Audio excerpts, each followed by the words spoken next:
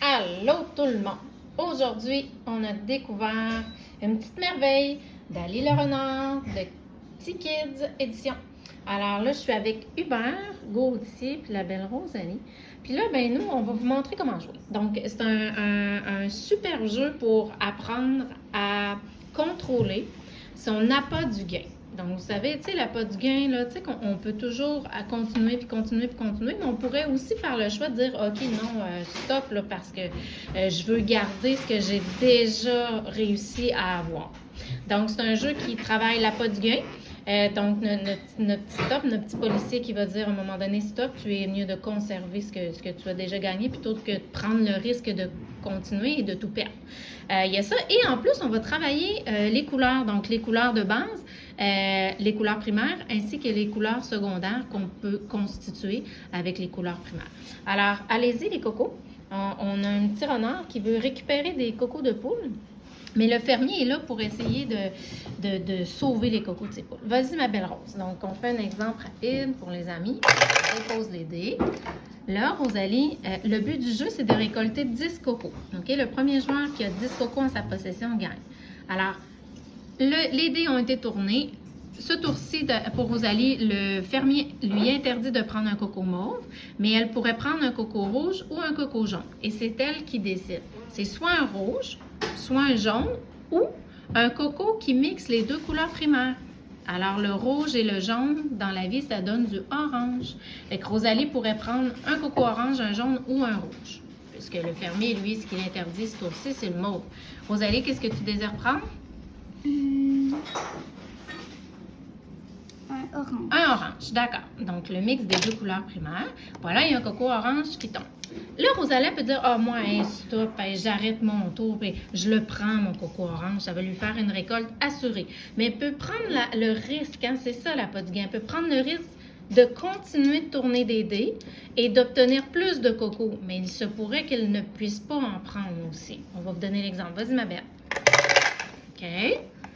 Donc, ce tour-ci, le fermier interdit de prendre un coco orange. Rosalie, elle en avait déjà un, donc, mais au moins, elle peut en prendre un bleu. Donc, elle n'est pas morte. Si le fermier avait interdit une couleur de coco qu'elle avait dans les cocos et qu'il y avait possibilité d'orange qu'elle avait déjà tourné, là, elle n'aurait pas pu prendre rien et elle aurait perdu son coco orange. Donc, Rosalie, est-ce que tu choisis de t'arrêter, d'être raisonnable ou tu dis non, moi, je prends une chance de continuer? Je vais prendre une chance de continuer. Oh là là, d'accord, son cerveau, il décide de continuer. Alors là, ce tour-ci, le fermier interdit de prendre coco rouge. Donc, Rosalie, elle ne peut pas prendre aucun coco. Alors, elle est bloquée. Ce tour-ci, là, lui bloque l'accès à tous les autres cocos. Alors, Rosalie, elle perd tout. Son tour est terminé. Et puis là, elle a perdu l'orange et le bleu qu'on peut remettre au-dessus de la boîte ici, comme ça. Et là, elle retourne bredouille. Peut-être qu'elle aurait été mieux de dire « Ah ben stop, je vais prendre mon bleu puis mon orange puis j'arrête. » Alors, c'est ça le jeu d'Ali le Renard. Donc, vous avez vu l'appât du gain, les couleurs primaires ainsi que les couleurs secondaires principales qu'on peut constituer avec. Et puis, voilà tout. Il y aurait possibilité, on a trouvé deux adaptations, on pourrait jouer collectivement, OK? On pourrait se dire, à chaque fois qu'on ne peut pas prendre des cocos, on les retire.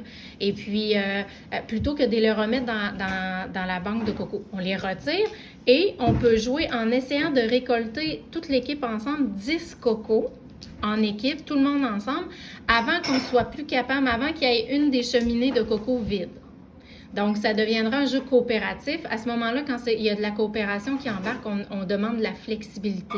On demande au cerveau d'être flexible puis de s'ajuster avec nos coéquipiers pour gagner. L'autre adaptation qu'on a trouvé à faire, ce serait que le premier joueur qui gagne un coco de chaque couleur ou 2 cocos de chaque couleur. Ça augmente la planification. C'est que, à la place de prendre n'importe quel coco jusqu'à temps que tu en aies 10, bien là, tu devrais augmenter ta planification, dire, ben là, je suis mieux de mixer des couleurs pour me récolter des cocos de différentes couleurs. Voilà. C'est la petite adaptation qu'on aurait trouvé à faire. C'est vraiment une petite merveille, sincèrement.